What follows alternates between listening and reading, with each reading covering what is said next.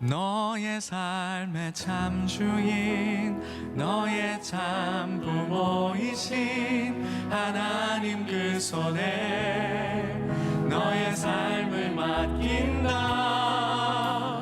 너의 삶의 참 주인, 너를 이끄시는 주 하나님 그 손에 너의 삶을 다시 한번 너의 삶의 참 주인, 너의 참 부모이신 우리 만나의 다음 세대를 향하여 우리 함께 축복하며 중보하는 시간이 되었으면 좋겠습니다. 너의 삶의 참 주인, 너를 이끄시는 주 하나님 그 손에 너의 삶. 다시 한번 우리 아이들을 향해서 우리 손을 뻗어볼까요? 너의 삶의 참 주인, 너의 참 부모이신 하나님 그 손에 우리 아이들이 불의한 세상에, 거짓된 세상에 넘어질 때마다 예수의 이름으로 일어나게 하여 주시고 주님께서 붙잡아 주시는 삶이 되게 하여 주옵소서. 그 손에 우리 마지막으로 다시 한번 너의 삶의 참 주인, 너의 삶의 참 주인, 너의 참 부모이신 하나님 그 손에 너의 삶을 맡긴다. 너의 삶의 참 주인, 너를 이끄신 우리 마지막으로 다시 한 번만 더 우리 각자의 삶의 주인 되신 주님을 이 시간 경배하며 예배합시다. 너의 삶의 참 주인, 너의 참 부모이신 하나님 그 손에 너의 삶을 맡긴다. 너의 삶의 참 주인, 너를 이끄시는 주 하나님 그 손에 너의 삶을 드린다. 우리 다음 세대의 삶을 주님께 맡겨드립니다. 할렐루야. 오늘 어린이 주일입니다. 우리 가정의 주인, 정말 우리가 불의한 일에 우리 아이들이 넘어지는 일이 있더라도 주 예수 그리스도 살아계신 주님께서 우리 가정과 우리 아이들의 주인이 되어 주십시오 하는 마음으로 다 자리에서 일어나서 주님께 경배하며 주님의 보좌 앞으로 나아가겠습니다.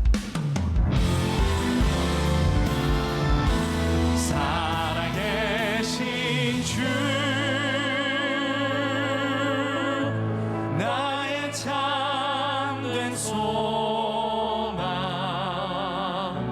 걱정 근심 전혀 없네. 사랑의 주내 발길 인도하니 우리가 해야 할 일은 걱정하는 일이 아니라 우리 다음 세대를 주님이 인도하심을 우리가 믿는 일입니다. 우리 다시 한번 찬양합시다. 살아계신 주님, 우리의 참된 소망. 살아계신 주, 나의 참된 소망, 걱정 근심 전혀 없네. 살아계신 주님이 만나 교회를 이끄시니 사랑의 주내 발길 인도하니 내 모든 삶의 기쁨 늘 충만하네.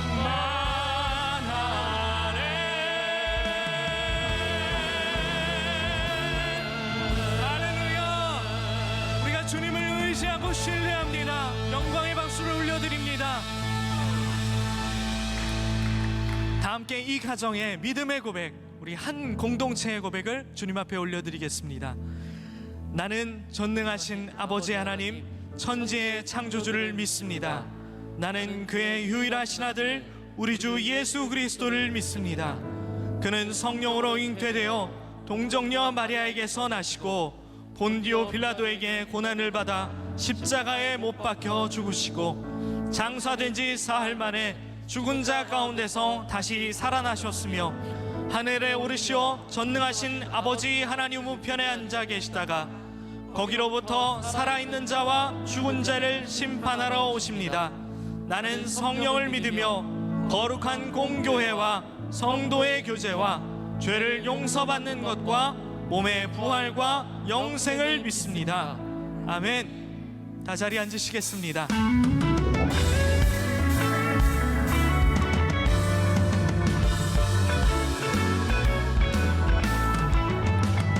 주님 약속하신 말씀 위에서 영원토록 주를 찬송하리라. 소리 높여 주께 영광 돌리며 약속 믿고 굳게 서 우리 자매님들만 다시 한번 주님 약속하신 말씀 위에서 영원토록 주를 찬송하리라. 소리 높여 주께 영광 돌리며 약속 믿고 굳게 서 우리 형제님들만 굳게 서리 굳게 서리 영원하신 말씀 위에 굳게 서리 굳게 서리 그 말씀 위에 굳게 서리라. 주님 약속하신 말씀 영원하신 주의 사랑 영원하신 주의 사랑 힘입고 성령으로 힘써 싸워 이기며 약속 믿고 굳게 서리라. 굳게 서리 굳게 서리 영원 굳게 서리 굳게 서리 그 말씀 위에 굳게 서리라. 주님 약속하신 말 성령 인도하는 대로 행하며 주님 품에 항상 안식 얻으며 약속 믿고 굳게 서리라. 굳게 서리 굳게 서리 영원하신 말씀 위에 굳게 서리 굳게 서리 그 말씀 위에 굳게 서리 굳게 서리 굳게 서리 영원하신 말씀 위에 굳게 서리 굳게 서리 그 말씀 위 마지막으로 굳게 서리 굳게 서리 영원하신 말씀 위에 굳게 서리 굳게 서리 그 말씀 위에 굳게 서리라. 아멘. 우리 주님께서는 우리가 어린아이와 같지 않고는 천국에 들어갈 수 없다라고 말씀하셨습니다. 근데 메시지 성경에 이 말씀을 어떻게 번역하냐면요, 처음으로 돌아가서 어린아이처럼 되지 않는 한, 어린아이처럼 다시 시작하지 않는 한이라고 얘기합니다. 우리가 경험이라고 말하고 연륜이라고 말하는 그 모든 것 때문에 우리가 주님을 향한 간절함과 떨림이 없어지지 않았는지, 주의 자녀라서 행복합니다, 그 표현이 너무 상투적이진 않은지 이 시간 우리가 다시 한번 주님 앞에 서서 귀한 고백 올려드렸으면 좋겠습니다.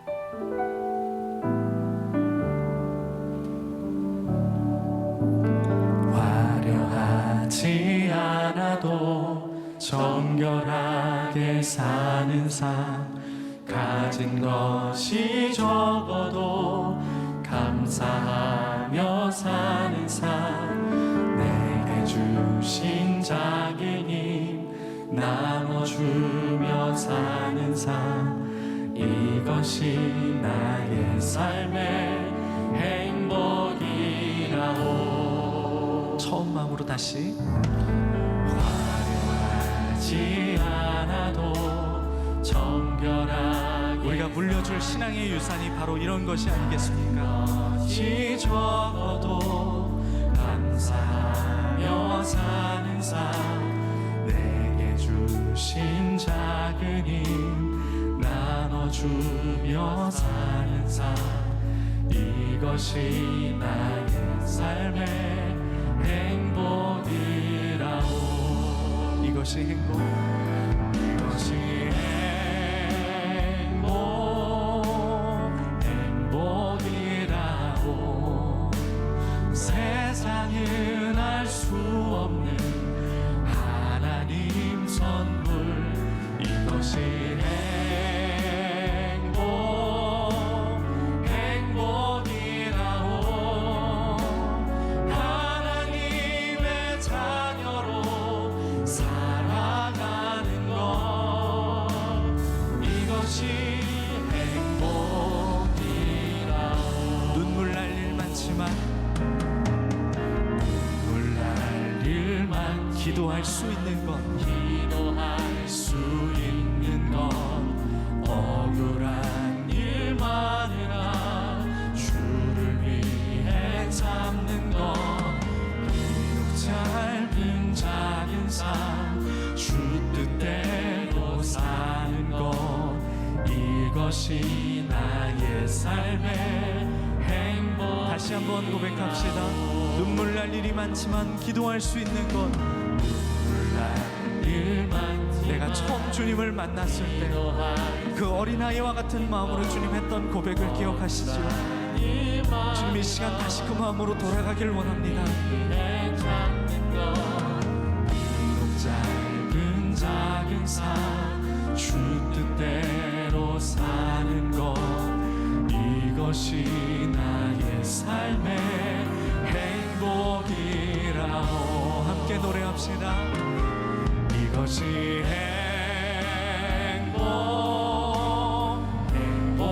행복이라오. 세상엔 알 수 없는 하나님 선물, 이것이 행복이라오. 하나님의 자녀로 살아가는, 우리가 믿음의 유산으로 물려주고 싶은 이 마음을 우리 다시 한번 마지막으로 노래합시다. 이것이 주님 우리의 행복입니다. 이것이 행복이라오.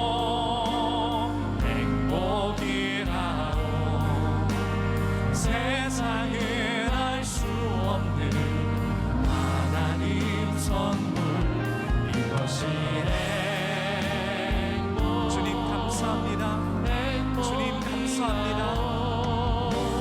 하나님의 자녀로 살아가는 것, 이것이 행복이라오. 이것이 행복이라오. 이것이 행복이라오. 이것이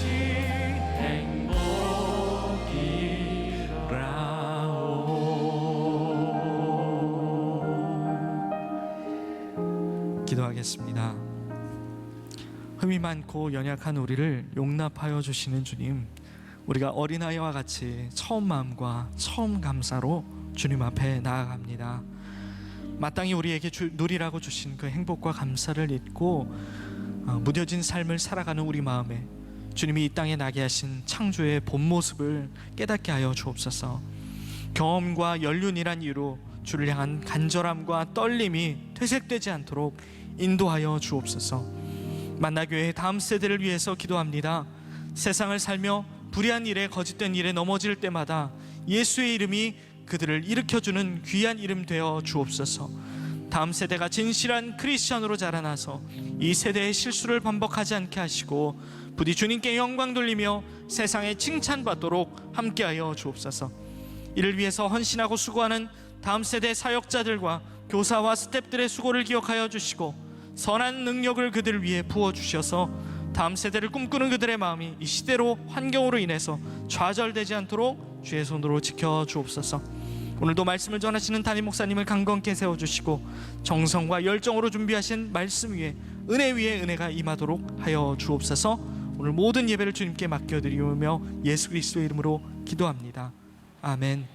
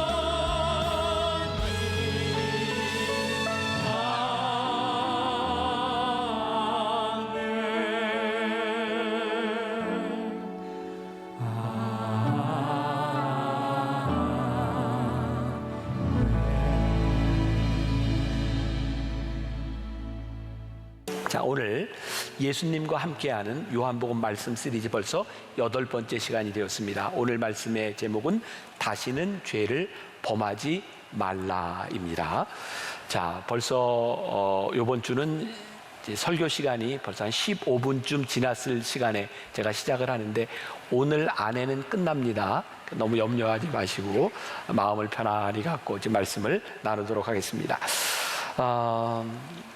하나님의 오늘 은혜를 생각하게 되고 또 이제 죄라고 하는 문제를 다루게 될 텐데 저는 인간의 본성이 참 이기적이다라고 생각할 때가 참 많은 것 같습니다. 여러분들은 어떻게 생각하는지 모르겠어요. 우리의 약하고 강함 혹은 물질의 있고 없음 이런 것들을 떠나서 우리들에게 있는 이기적인 본성들이 있는 것 같아요.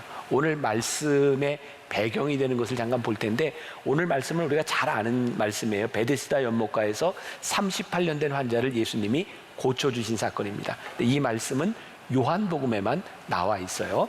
자, 요한복음 5장 2절부터 4절까지 말씀을 한번 봅시다. 이 상황이 어떻게 되어 있는지 같이 봅니다. 시작.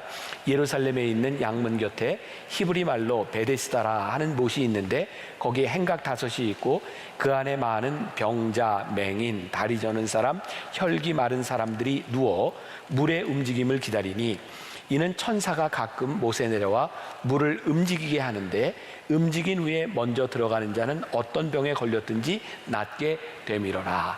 이 베데스다라고 하는 말의 뜻 자체가 긍휼과 자비가 솟구치다라고 하는 뜻을 가지고 있어요. 여기 말씀해 보니까 물이 가끔 이렇게 솟구치는 때가 있는데 이렇게 간헐천 비슷한 것 같아요. 그때 천사가 내려와서 제일 먼저 물에 뛰어드는 사람들을 고쳐준다 이렇게 믿고 있었던 것 같아요.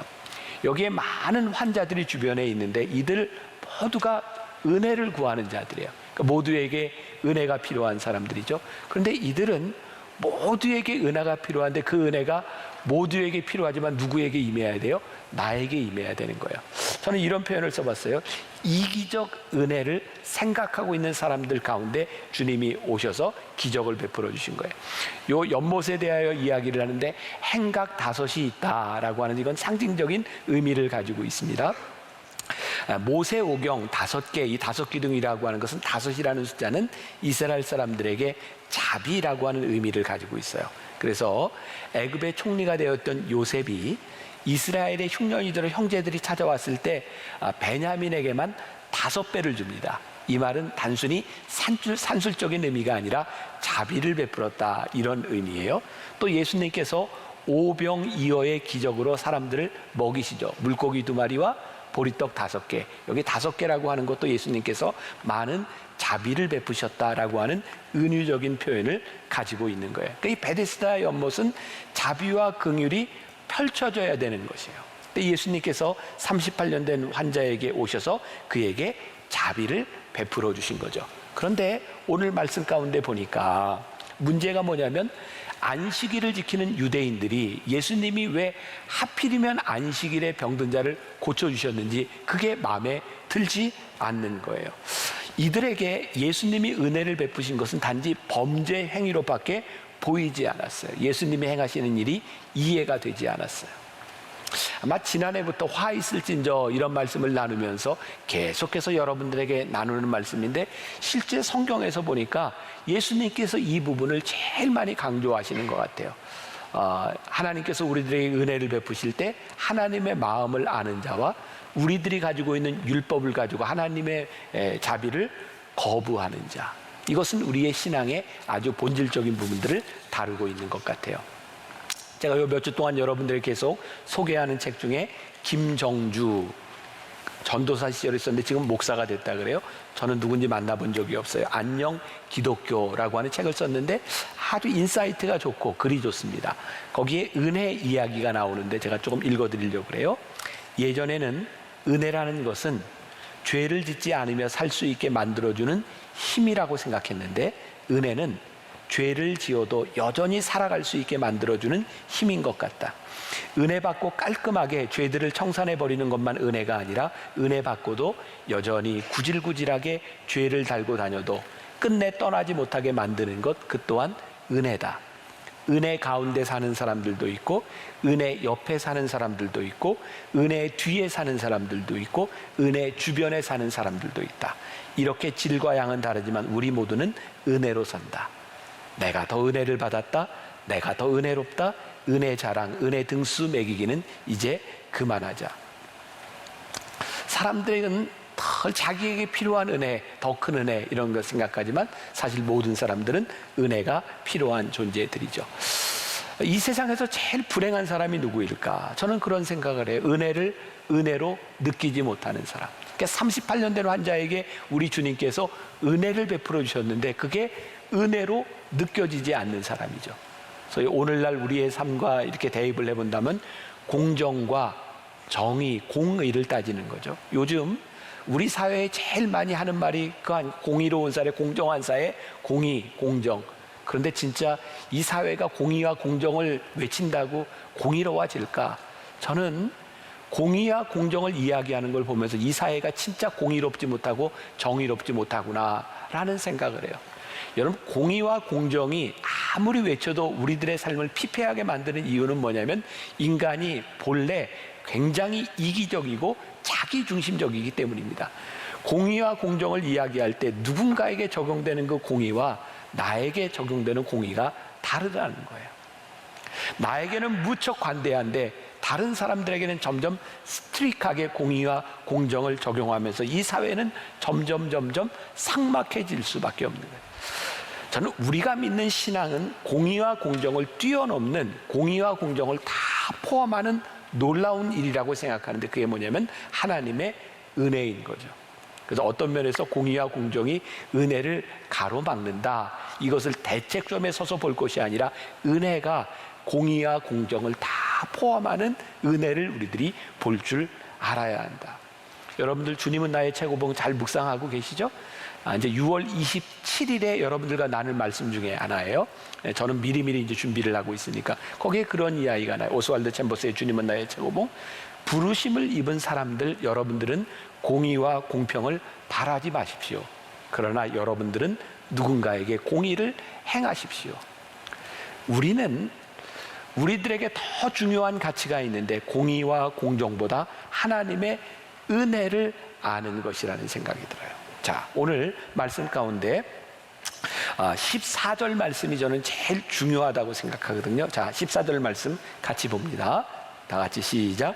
그 후에 예수께서 성전에서 그 사람을 만나 이르시되 보라, 내가 나았으니 더 심한 것이 생기지 않게 다시는 죄를 범하지 말라 하시니, 여기에 밑줄을 근다면 뒷부분에 나와 있는 내가 나았으니 더 심한 것이 생기지 않게 다시는 죄를 범하지 말라라는 말씀이에요. 여기 38년 된 환자를 예수님께서 고쳐주셨는데 이 사람이 어떤 병이었을까? 성경은 자세하게 병명을 이야기하고 있지만 그 영어 성경에 보면 invalid라는 말을 쓰고 있어요. The invalid. 이 말의 뜻은 무엇이냐면 자기 혼자 몸을 움직이지 못하는 누군가의 도움을 받아야 움직이는 사람이었어요. 그러니까 이 사람이 38년 동안 누군가의 도움을 받아 움직여야 했으니 얼마나 힘들었겠습니까?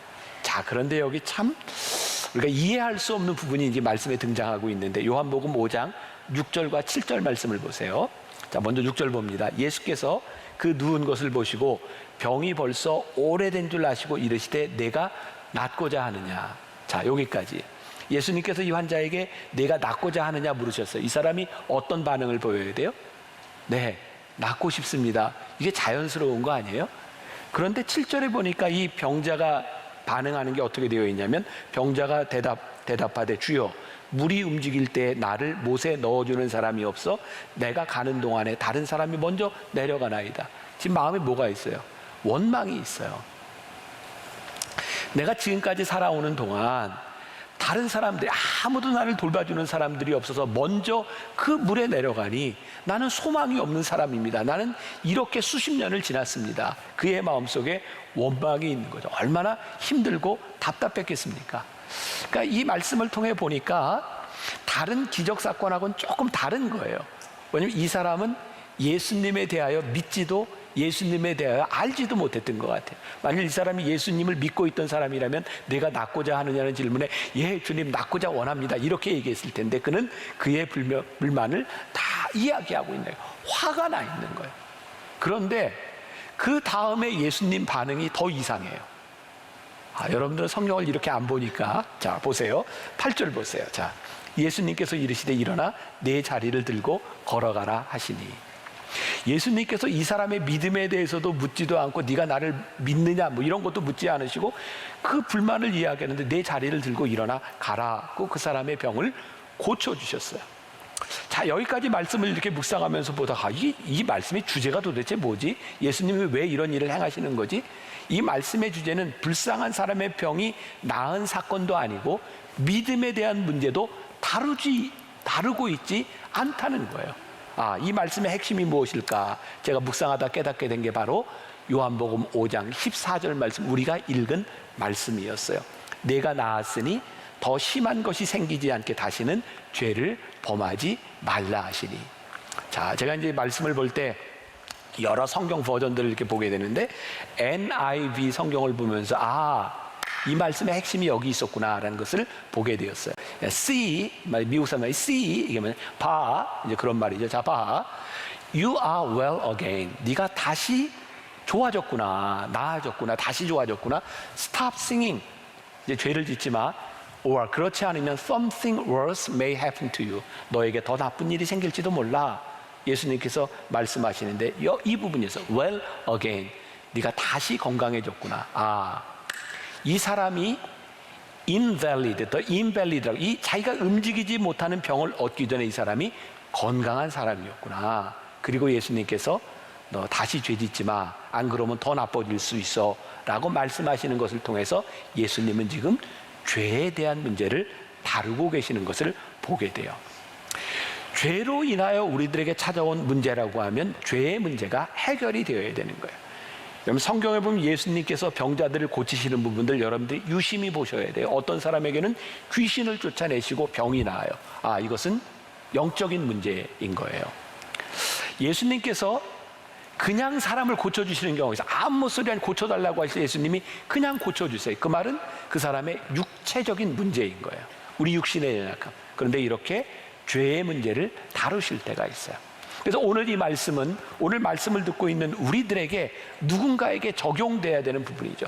우리 육신의 질병뿐만 아니라 지금 여러분들이 겪고 있는 인생의 문제 중에 혹시 죄로 인하여 우리들이 이 문제를 이 어려움을 겪고 있는 것이라면 뭘 해결해야 돼요? 이 죄의 문제를 해결해야 되는 거예요.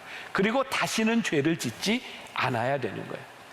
죄가 참 무서운 겁니다. 야고보서 1장 15절 말씀, 우리가 잘 아는 말씀이죠. 같이 한번 봉독해 볼까요? 욕심이 잉태한 즉 죄를 낳고 죄가 장성한 즉 사망을 낳느니라. 대개 죄는 어디에서 와요? 욕심에서부터 오는 거예요. 근데 죄의 특성이 있어요. 자라난다는 거예요. 죄가 자꾸 자라나면 어떻게 됩니까? 사망에 이르게 된다는 거예요. 죄의 무서움은요, 잘 들으세요. 죄의 무서움은 죄가 자라날 때, 죄가 점점 자라날 때 우리 안에서 죄에 대해 무감각해진다는 겁니다. 그래서 죄는 자꾸 자라나는 거예요. 여러분들 중에 한 번쯤은 다 그런 경험이 있었을 거예요. 처음 운동을 시작하는 분, 악기를 배우는 분. 저는 이제 테니스를 참 오래, 한 20년 쳤으니까 제일 오래 한 종목 중에 하나인데, 처음 배울 때 여기에 일단 물집이 생겼어요.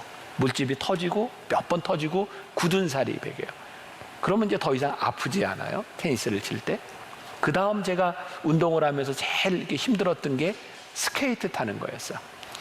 이제 스케이트를 이렇게 정식으로 배우려고 하다 보니까 스케이트를 이렇게 몰딩을 해서 이렇게 석고로 이렇게 만듭니다.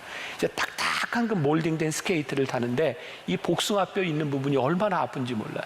제가 굳은 살이 새까맣게 배겨 있습니다.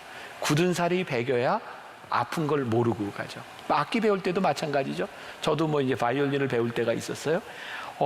몇 번 하고 나니까 여기가 퍼렇게 멍이 들고 굳은 살이 배기고 굳은 살이 벗겨지고, 기타를 배울 때도 만도린을 배울 때도 악기를 배울 때 그런 과정들을 지나가요. 제가 이렇게 많이 한다 지금 자랑을 좀 하고 있는 건데 전혀 내가 꼭 이렇게까지 얘기를 해야 되나 모르겠어요. 네. 자, 여러분 그런 경험 있으시죠? 문제는 뭐예요? 딱딱하게 되면 감각이 무뎌지는 거예요. 근데 저는 이 죄의 문제로 이 부분을 옮겨가 보려고 하는 거예요. 죄가 처음에는 아파요. 근데 죄를 자꾸 짓고 또 지면 죄의 굳은 살이 배깁니다. 영혼의 굳은 살이 배겨요. 그러면 더 이상 죄가 우리를 아프게 하지 않아요. 죄가 더 이상 우리를 아프게 하지 않을 때 이 죄는 우리로 하여금 사망에 이르게 됩니다. 제가 지난주에 우리 목회자들과 그런 얘기를 나눴던 것 같아요. 저를 포함해서 우리 교회 목회자들이 이 코로나 기간에 참 열심히 사역합니다. 진짜 요즘 많이 바쁘고 힘들고 일들이 참 많아지고 열심히 사역해요. 근데 제가 이런 이야기를 했어요. 우리가 아무리 바쁘고 힘들어도 하나님과의 친밀함이 사라지면, 하나님과의 친밀함 가운데서 영적으로 우리들이 민감해지지 않으면 우리의 사역은 한꺼번에 무너져 내리는 겁니다. 하나님이 우리 안에서 역사하시는 하나님을 우리들이 느끼지 못하면 우리의 영혼은 한순간에 무너져 내릴 수 있는 겁니다. 우리를 지키는 제일 중요한 게 뭐예요? 영적 민감성을 유지하는 거예요. 히브리서 4장 12절에 이런 말씀이 있습니다. 같이 한번 봅니다. 시작. 하나님의 말씀은 살아있고 활력이 있어 좌우의 날선 어떤 검보다도 예리하여 혼과 영과 및 관절과 골수를 찔러 쪼개기까지 하며 또 마음의 생각과 뜻을 판단하나니. 제가 가끔 여러분들에게 설교할 때 이런 얘기를 하죠. 하나님, 오늘 말씀이 우리들의 성도들의 마음을 아프게 하여 주옵소서. 말씀이 우리를 아프게 하는 것처럼 큰 복이 없습니다. 하나님의 말씀이 우리들 속에 쑥 들어와서 우리의 심령 골수를 후벼 파서 그 말씀이 우리들에게 아프게 닿을 때 우리들이 살아있다는 증거고 우리들이 영적으로 민감하다는 증거예요. 그런데 주일마다 아무리 와서 말씀을 들어도 우리를 때리지 않아요. 우리들에게 아픔이 없어요. 그냥 무감각해져 있어요. 언제부터인가 여러분들에게 이 무감각이 찾아왔다면 이게 얼마나 큰 문제인지 몰라요. 오늘 이 병자를 고치시며 예수님께서 하시는 말씀이, 자, 네가 이제 다시 나았으니 다시는 죄를 짓지 말라. 네가 더 무서운 병에, 더 무서운 아픔에 있을지도 모른다. 오늘 죄를 회개한다고 하는 것, 우리들의 회개에 대한 문제를 다루어야 되는 거죠. 1907년에 우리 한국 교회, 초대교회 역사에 굉장히 중요한 획기적인 분기점이 하나 있어요. 그게 뭐냐면 평양 대부흥 운동이었어요. 그래서 기억하는 분이 있는지 모르겠는데 2007년도에 우리 한국 교회는 그 평양 대부흥 운동 100주년을 기념하는 행사들을 많이 했습니다. 요즘 우리 목사님들이 모여서 그런 얘기를 종종 해요. 2007년 평양 대부흥 운동, 그걸 기념할 때 한국 교회가 정말 중요한 계기를 놓쳤다. 그때 한국 교회가 새로워졌더라면 지금 교회가 이렇지 않았을 텐데 우리가 정말 중요한 걸 놓쳤다. 뭔지 아세요? 1907년 평양 대부흥 운동은 사실은 부흥 운동이 아니라 회개 운동이었어요. 이 회개 운동은 1903년 사실은 원산에서부터 시작된 운동이었어요. 유명한 로버트 하디라고 하는 목사님이 있었습니다. 1890년 토론토 대학 의대를 졸업하고 한국의 의료 선교사로 들어옵니다. 그리고 1898년도에 이분은 목회자로서 원산에서 사역을 하게 돼요. 그런데 의수를 가지고 그렇게 열심히 사역을 했는데 이분에게 열매가 없었어요. 그러던 중 1903년 8월 24일부터 8월 30일까지 원산에서 말씀 사경회가 열리게 되었어요. 이 로버트 하디 목사님은 강사로 참석하게 되었습니다. 그런데 설교를 하면서 이분이 회개를 하기 시작해요. 하나님, 조선 땅에 와서 선교를 하는 동안 제가 조선 사람들을 무시하고 그들을 인정하지 못했던 내 교만함을 회개합니다. 그리고 하나님, 저의 의술과 저의 능력을 믿고 하나님을 의지하지 못했던 것을 회개합니다. 그리고 그 속에 있었던 교만과 그의 자만들을 다 내놓고 회개하기 시작할 때 거기에서 눈물바다가 되고 거기에서 회개운동이 일어나기 시작했어요. 그 1903년 원산의 회개운동이 1907년 평양 장대현 교회로 옮겨지게 되죠. 1907년이었습니다. 1월 6일 장대현 교회에 부흥회가 열리게 되었는데요. 여기에 한 사람이 일어나 있어요. 양복을 입은 사람 누구 같아요? 선교사 같아요. 저 사람이 지금 뭐 하고 있을까요? 회개하고 있는 거예요. 조선 사람들 앞에서 선교사가 회개하는 거예요. 그날 1월 6일 아침에 길선주, 그때는 장로님이었어요. 목사 안수 받기 전 장로교 최초의 목사 안수를 받은 분이 길선주 목사님인데 이분이 설교하기 시작합니다. 새벽에 나는 아간과 같은 죄인입니다. 그때 회개가 터지기 시작했어요. 그때 그것을 목격했던 사람들의 글에 의하면 마치 그 집회가 마가의 다락방에 임했던 그 성령의 역사를 보는 듯 했다라고 기록하고 있어요. 여러분, 인터넷에 떠도는 이야기인데요, 여자가 싫어하는 남자들의 말 베스트 10 중에 1위가 뭔지 아세요? 여자들이 제일 싫어하는 남자들의 말 베스트 1, 그런 말이래요. 내가 다 잘못했어, 내가 무조건 미안해, 내가 죄인이야, 이런 말을 제일 싫어한대요. 내가 무조건 죄인이야, 내가 다 잘못했어 라고 하는 말 때문에 마음이 상한데, 왜? 내가 무엇 때문에 기분이 나쁘고 무엇이 잘못했는지를 구체적으로 이야기하지 않고 무조건 내가 다 잘못이야 라고 이야기하는 거에 진심이 들어있지 않다는 거예요. 여러분, 그런 생각을 해보셨어요? 모든 예배 때마다 기도하는 중에 우리들이 회개 기도를 합니다. 근데 마치 예수님의 보혈을 의지해서, 우리 그런 얘기도 돈 세탁한다, 죄를 세탁하는 것처럼 쉽게 한번 보혈을 의지해서 죄를 세탁하고 세상으로 나아가요. 어쩌면 하나님 입장에서부터 우리들이 지금 하고 있는 회개야말로 하나님이 가장 가증스럽게 생각할 수 있는 우리의 모습은 아닐까. 하나님이 무엇 때문에 마음 아파하시고, 하나님이 무엇 때문에 눈물을 흘리시고, 하나님이 우리의 어떤 모습 때문에 힘들어 하시는지를 우리들이 철저하게 고백하고 회개하지 않으면 우리는 회개를 세탁하고 나가는, 또 죄에 대해서 무감각해지는 사람에 불과할지 몰라요. 오늘 말씀의 중요한 핵심 주제가 되는 부분일 것 같아요. 요한복음 5장 15절 말씀 보세요. 자, 같이 봅니다. 시작. 그 사람이 유대인들에게 가서 자기를 고친 이는 예수라 아니라. 자, 저는 이 말씀을 보면서 요 한 단어에 주목해요. 가서. 그 사람이 유대인들에게 가서 자기를 고친 이는 예수라 아니라. 그는 그 자리에 머물러 있었던 것이 아니라 유대인들에게 가서 그분이 예수님이다 라는 말을 합니다. 이 부분도 참 다른 말씀과 조금 다릅니다.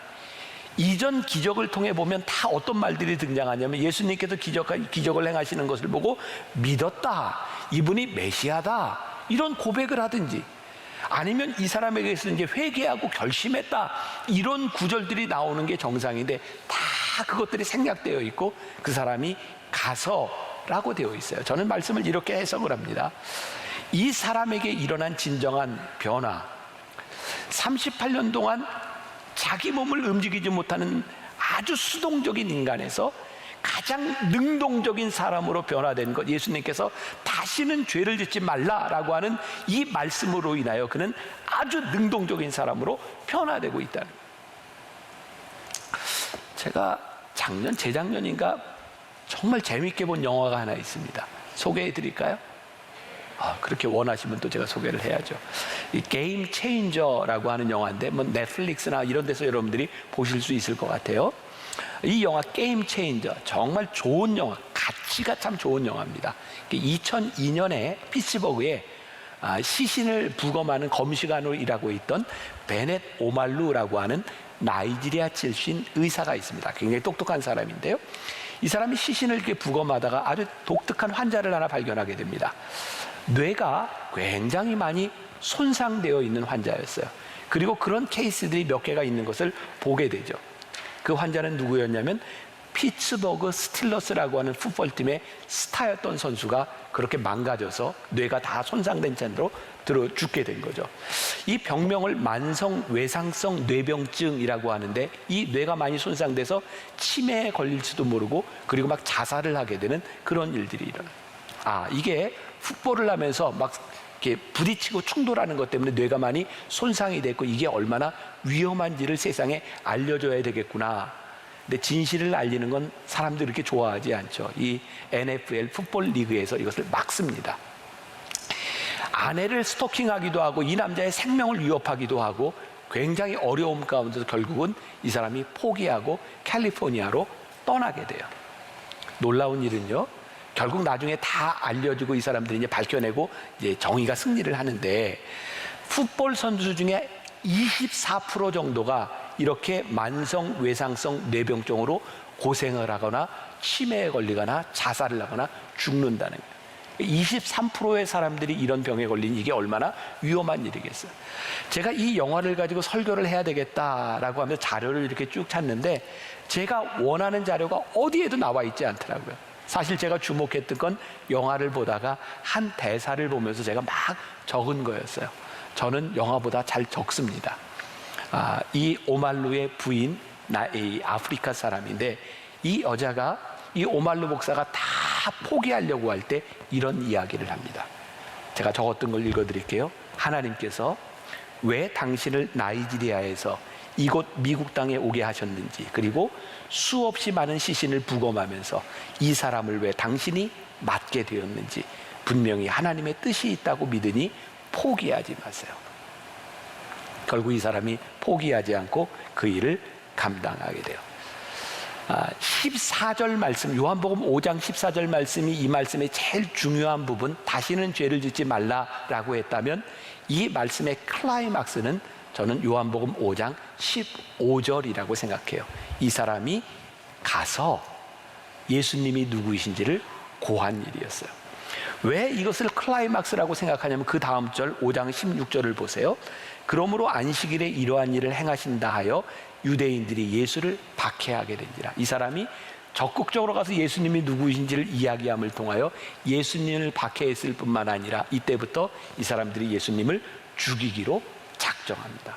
여러분, 그러니 이 38년 된 환자가 그 유대인들에게 가서 예수님이 누구인지를 고한 일은 보통 일이 아닌 겁니다. 그에게 사명이 아니면, 그가 목숨을 걸지 않으면 할 수 없는 일을 그가 하고 있다는 거예요.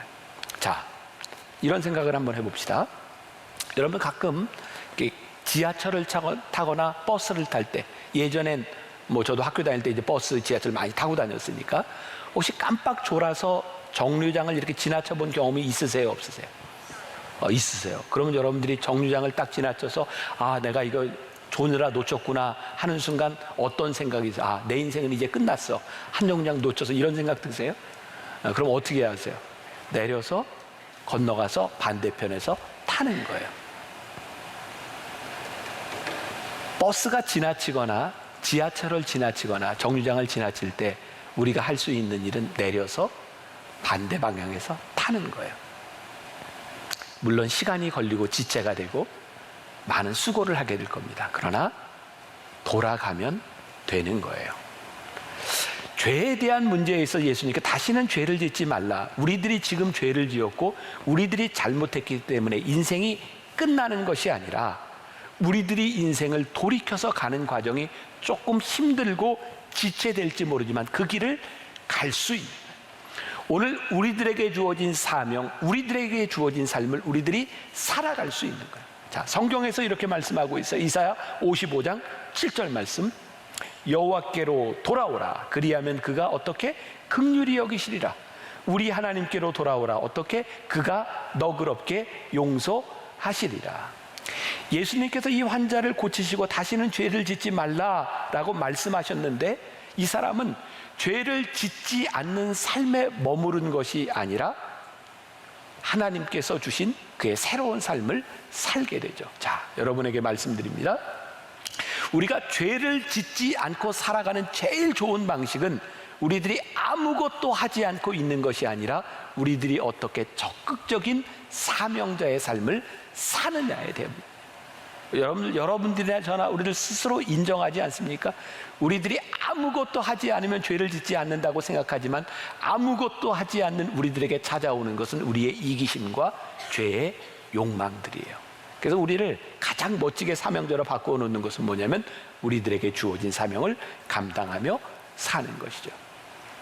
지난해에 우리 교회 여자 목사님 중에 문지희 목사님이라고 있는데 수요예배 설교를 하는데 저에게 인상적으로 딱 들어왔던 부분이 하나 있어요. 자기 별명이 있다 그러더라고요. 문지희 목사님의 별명이 뭐냐면 빛나는 문지희래요. 그러면서 마태복음 5장 16절에 너희는 세상의 빛이 되라 말씀하셨는데 내 별명은 빛나는 문지희입니다. 근데 제가 굉장히 인상적으로 들었어요. 빛난다고 하는 것은 내가 빛나는 것이 아니라 빛나는 내가 있을 때 세상이 드러나고 빛나는 내가 있을 때 이 세상 속에서 우리를 보내신 예수 그리스도가 드러나는 거예요.